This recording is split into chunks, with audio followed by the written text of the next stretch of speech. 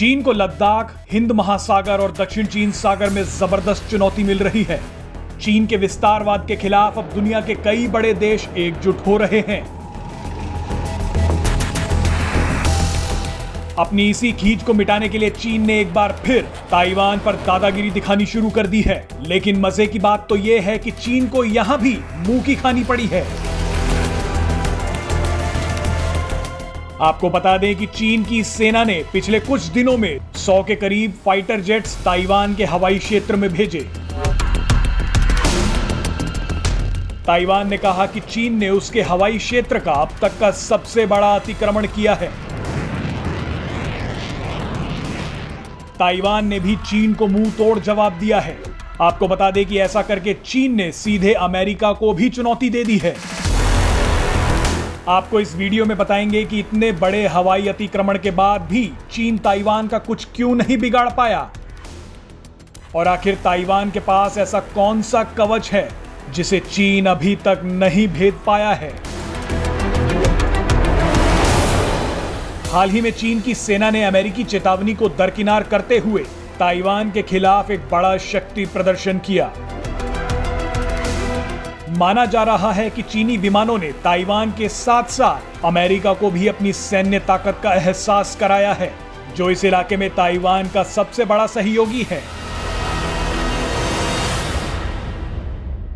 लेकिन चीन का यह शक्ति प्रदर्शन उसी पर भारी पड़ गया।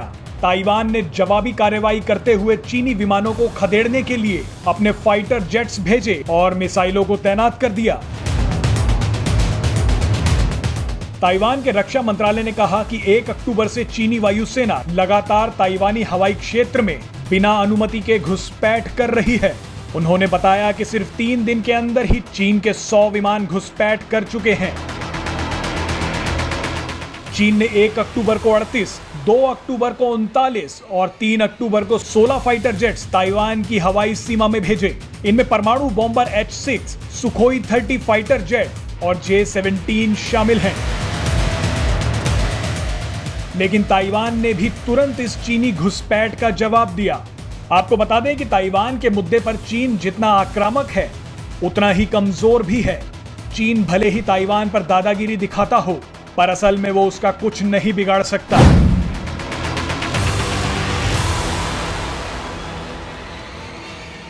चीन और ताइवान के बीच 1949 से विवाद चला आ रहा है, जिसकी वजह से ताइवान की पहुंच अंतरराष्ट्रीय संगठनों तक नहीं है और उसे सीमित अंतरराष्ट्रीय मान्यता मिली हुई है।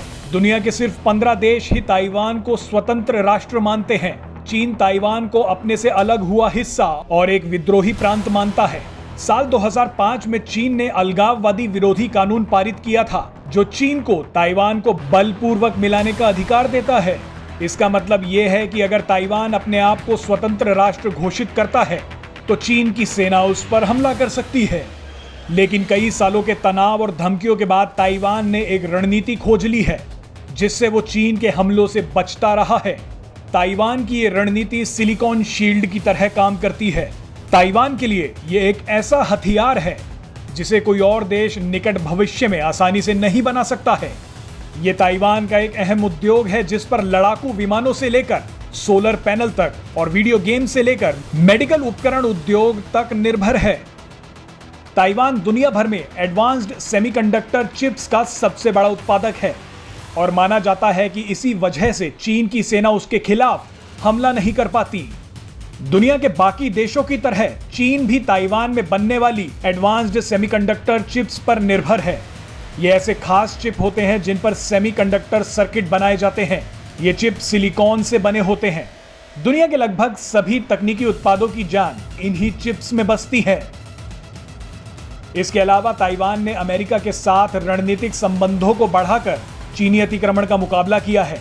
ताइवान सबसे ज्यादा हथियार अमेरिका से ही खरीदता है। अमेरिका ने कहा है कि ताइवान अपनी आत्मरक्षा कर सके, इसके लिए वो मदद जारी रखेंगे।